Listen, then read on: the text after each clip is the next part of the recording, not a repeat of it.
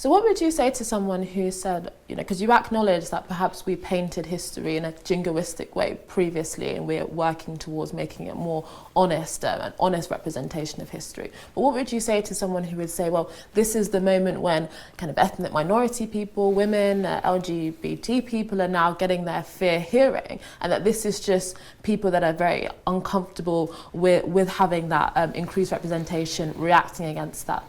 Well, I mean, the first thing is, I do think a lot of people who make those claims need to know more.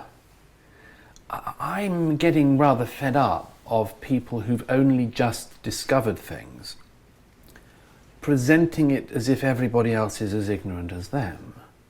Like, some of us happen to know a lot of female writers before the year 2020. Hello everybody, so here we are with the famous Douglas Murray. I've done a few videos on him before, and he's talking to a young black woman, and they're going to be discussing, as you heard her say, representation of marginalized groups, such as ethnic minorities or women, or gay people, etc., in literature. And Douglas Murray, of course, is being very patient with this young woman, as you can see, and he is saying that, well, in the most polite, the politest possible way, he's saying, I actually know a lot more about this than you do, so let me school you. And of course, the term white privilege is going to come up. Let's see how they handle it. Some of us can think of an awful lot of very talented and brilliant black figures from before today. Some of us happen to know that there have been very prominent gay figures who existed before 2020. And I'm sort of startled at how much people give themselves away when they present it as if this is all new. Now, is it true that certain figures and certain voices were not heard as much in the past? Sure, but you can play that game almost irreducibly. And by the way, another thing worth pointing out in that is there are a lot of lines we don't play that along now. For instance, you can very easily say that the history of literature and politics has to a considerable degree underrepresented the working class. You can say that in almost every country. Let's go a little further down that road. You can certainly say that people who are illiterate have been not well represented throughout history, or people born to the worst imaginable circumstances, irrespective of any other issue, have been poorly represented in literature, government, and so on. There are lots of ways in which we could do this. Now, the way in which we've decided to focus on it, for all sorts of reasons at the moment, is let's focus on it on gender, race, and sexuality. I do find it amusing that this young woman, who obviously was brought up in England, judging by the way she talks, is basically complaining about the poor representation of minorities in England, when England only very recently allowed significant minorities from other countries to come into their country. I mean, she's black, so I don't know what her background is, but there's very good chances from the Caribbean, where the British Empire had colonies, or from Africa, where the British Empire had colonies. And as a result of that, her ancestors were allowed to come and live in England, and to some resistance, it must be said, and perhaps rightly, because now she, as a child or grandchild or great-grandchild of those ancestors, seems to have a problem with the fact that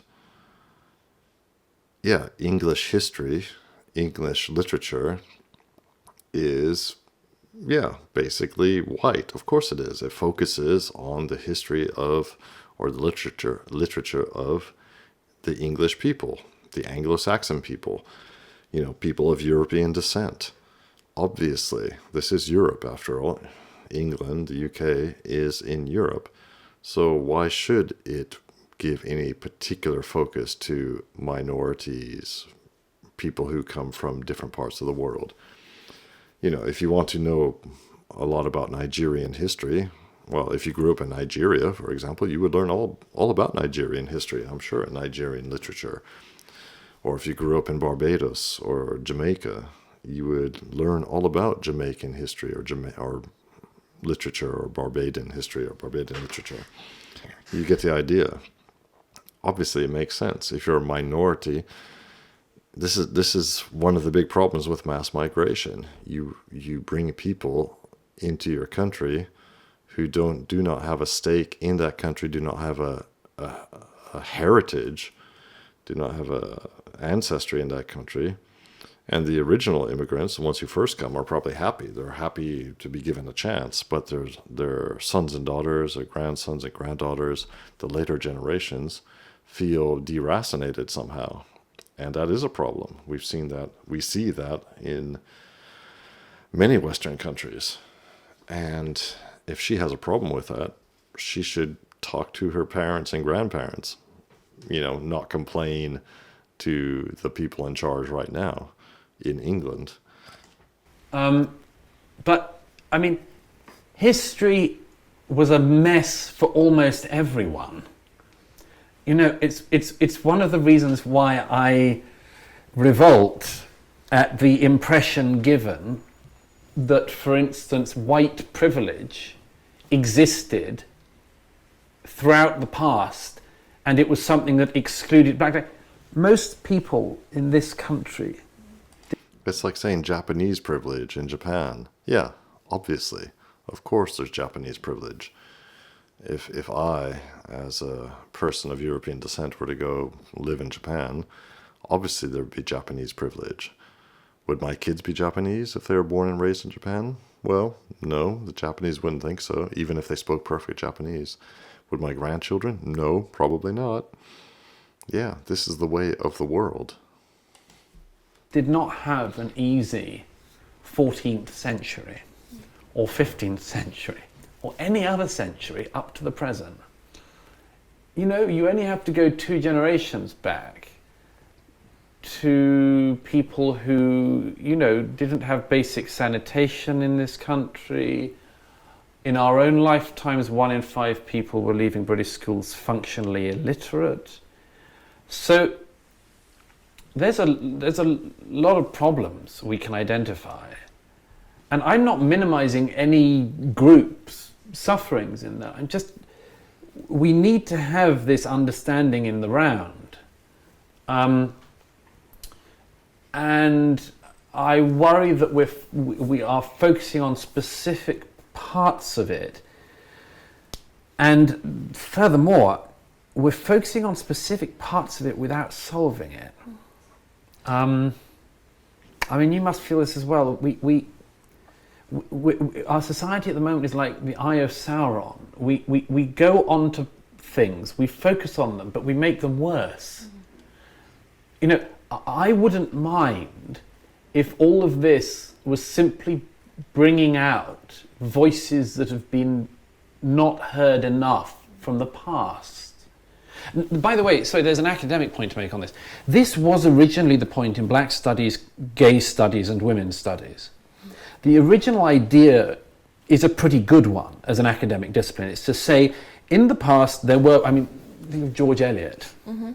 There was a reason why George Eliot had to write under that name. Mm-hmm. But so you can you can definitely play this exercise of saying, there were women in the past who were not read enough or had to disguise who they were, and let's therefore return to them now and bring those voices back up. That seems to me to be a very noble academic enterprise, and a noble enterprise in other ways. You can do the same thing with gay figures in the past, and you can certainly do the same thing with black figures in the past.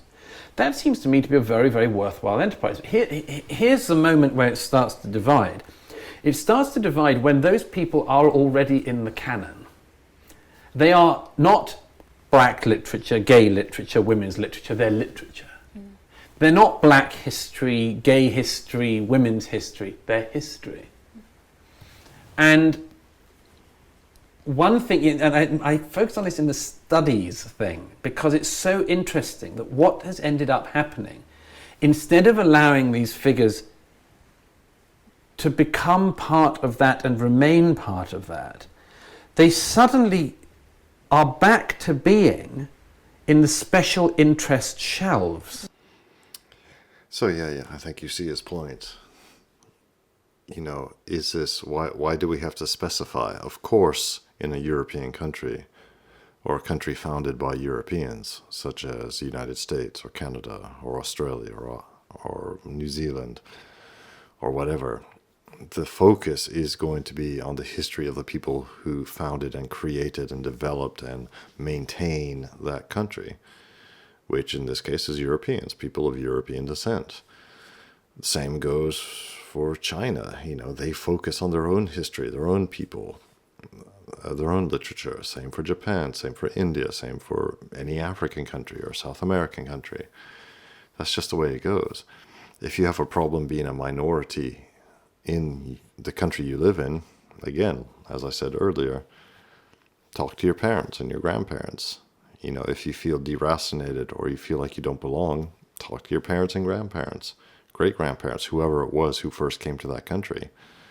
This is a big problem. This is literally a time bomb, which is building, the pressure of which is building and has been building for decades. And it's going to reach a breaking point pretty soon, I think. Let me know what you think about this in the comments below. And of course, in the meantime, like and subscribe. Really helps me grow the channel and continue making content for you.